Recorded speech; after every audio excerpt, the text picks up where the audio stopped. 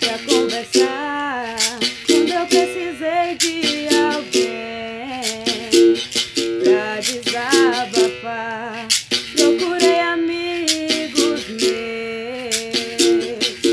me disseram não ao que dor eu senti em meio à solidão.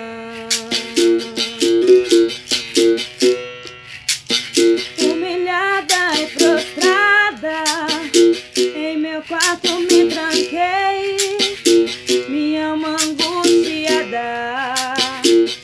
Como eu chorei, foi aí que eu ouvi uma voz dizendo assim: sou teu melhor amigo e vou te fazer feliz. E quando ouvi essa voz, minha alma se alegrou. Esqueci de tudo que passou e louvei ao Senhor.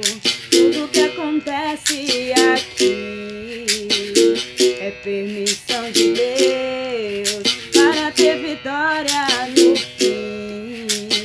Ele prova o Filho seu. Segurou em minhas mãos e me levantou do chão e me disse assim: não chores, sou teu Deus, estou aqui e contigo eu passarei na fornalha até o mar. Nessa guerra eu entrei e por ti irei lutar. Não temas, não chores, sou teu Deus, estou aqui